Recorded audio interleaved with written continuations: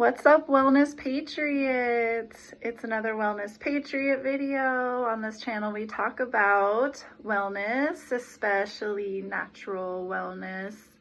We talk about politics, how we love our country, and we talk about God.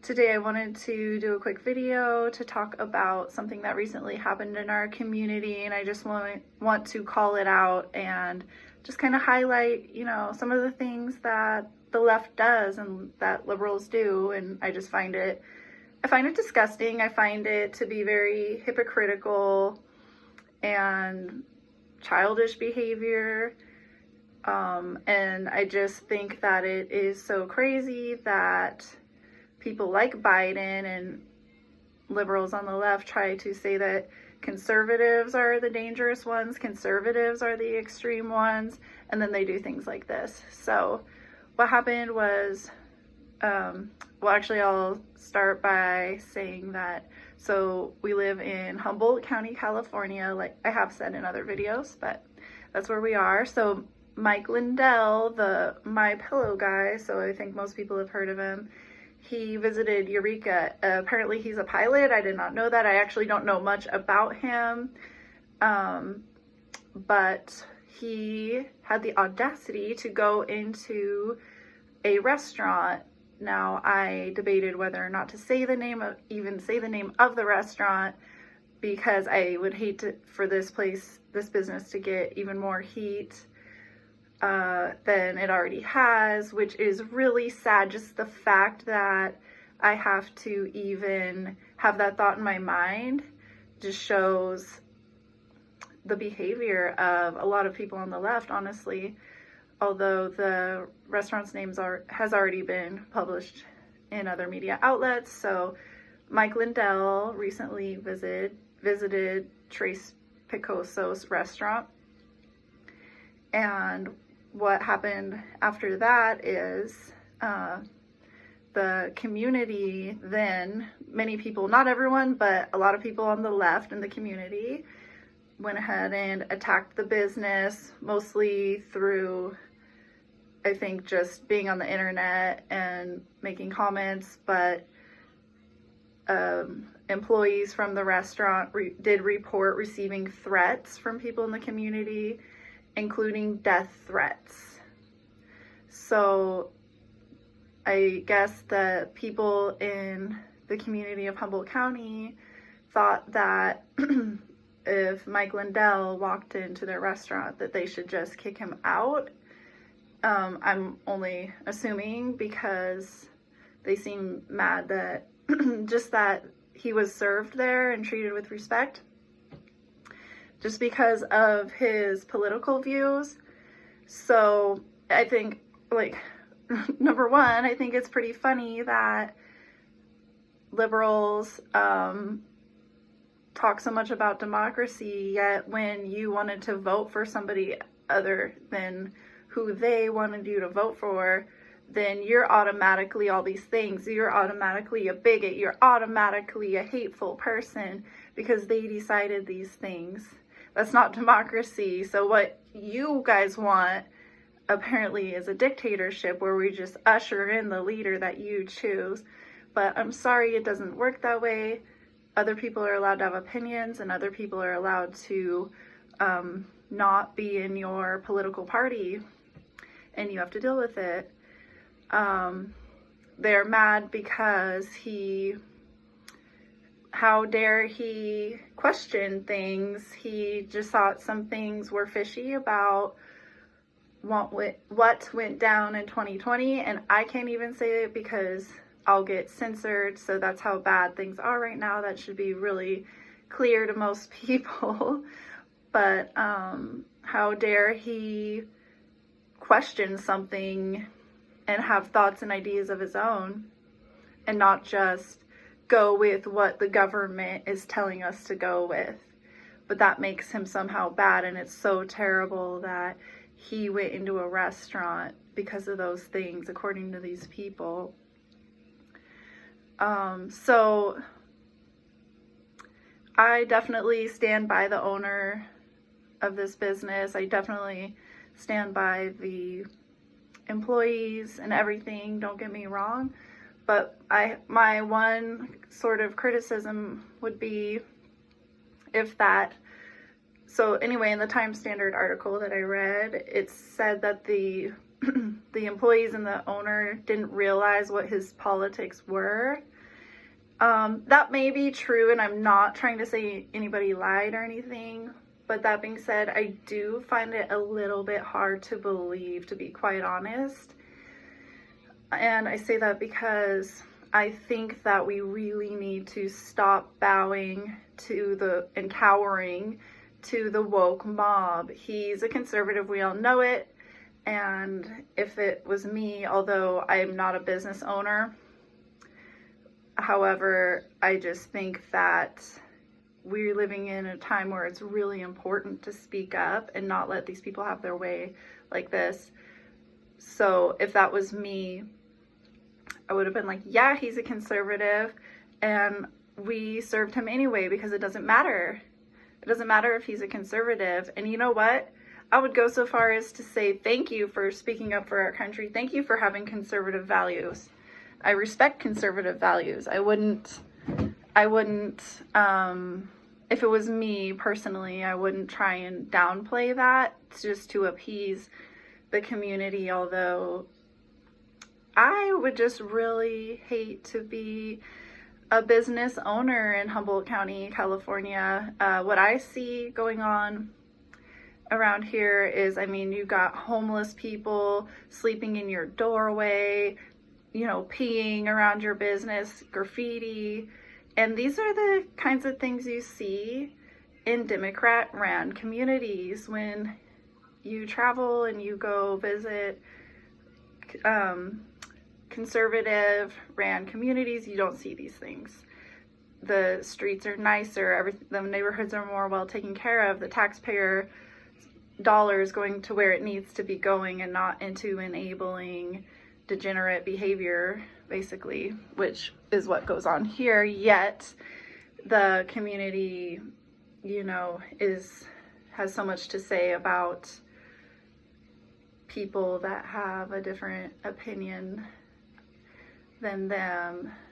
Another thing I saw in the Times Standard article I read about this was the business owner thought that it was necessary to state that he was nice to Hispanic employees. So why would us as conservatives even entertain having to defend that? I just think that's ridiculous. Just because the left automatically wants to accuse us of racism, why their biggest thing is because we believe in secure borders. And that apparently makes us racist when they are actually the racist ones, and that's been quite apparent since throughout history if you really research it. So they try to say that we're racist because we want secure borders. What they don't realize, and so this statement, the person that made this statement felt it necessary to specify that he was nice to Hispanic people because we want secure borders. Well, what the left doesn't realize is that people are coming in through the Mexican border, people from all over the world. So I just saw a video of people coming in from Sri Lanka, like all these men that were being interviewed, and they're like, I just want to thank Biden for accepting us here. Now, I'm sure all those strangers from all these parts of the world, I'm sure they're all legit, right? I'm sure they're all good people, and that's why they're not going through the proper channels and getting the proper documentation to be here, because I'm sure they're all just good people and it's rainbows and sunshines and there's nothing weird about that, right? And if you think otherwise, then it's about race. So another thing is, imagine you were a leader in like just any other country and you have a problem with your prisons being too full, or you have a problem with having too many criminals in your communities. Well, there's an open border where you can just come into America, so why not send all the worst out of your country and even help them get there and send them to America? Like, why would they not do that? So that's just, I mean, I could do a whole probably hour-long video just talking about the border.